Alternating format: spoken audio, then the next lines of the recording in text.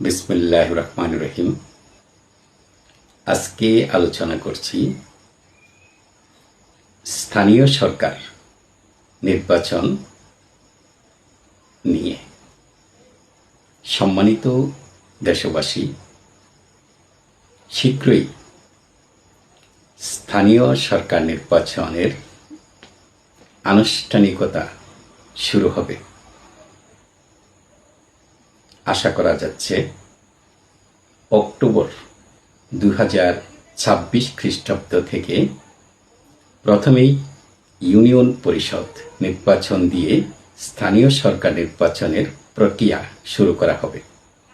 ধাপে ধাপে ইউনিয়ন পরিষদের নির্বাচনগুলো হবে, তারপর উপজেলা পরিষদ, পৌরসভা, জেলা পরিষদ, সিটি কর্পোরেশন সহ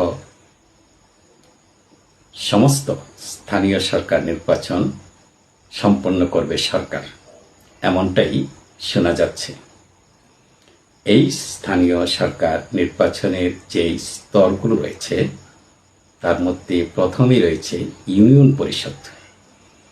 ইউনিয়ন পরিষদ নির্বাচনে একজন চেয়ারম্যান, 9 জন সদস্য এবং 3 জন মহিলা সদস্য নির্বাচিত হয়ে থাকে।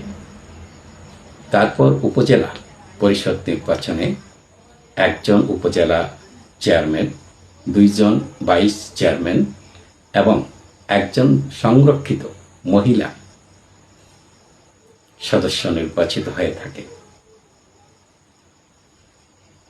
জেলা পরিষদ নির্বাচনে একজন চেয়ারম্যান ও 15 জন সদস্য এবং 5 জন মহিলা সদস্য নির্বাচিত হয়ে থাকে। পৌরসভা নির্বাচনে একজন মেয়র এবং প্রতি ওয়ার্ড থেকে একজন কাউন্সিলর নির্বাচিত হন এবং সিটি কর্পোরেশন নির্বাচনেও একজন মেয়র এবং প্রতিটি ওয়ার্ডের জন্য একজন করে কাউন্সিলর নির্বাচিত হয়ে থাকে। এই নির্বাচনগুলো সম্পন্ন করার জন্য ইসি বাংলাদেশ যে নির্বাচন কমিশন রয়েছে, সেই কমিশন মূলত এই দায়িত্ব পালন করে থাকে। এই নির্বাচন কমিশনকে আইন শৃঙ্খলা রক্ষাকারী বাহিনী সমূহ, দেশের media, electronic media, print media সহ বিভিন্ন বিভাগ সহযোগিতা করে থাকে।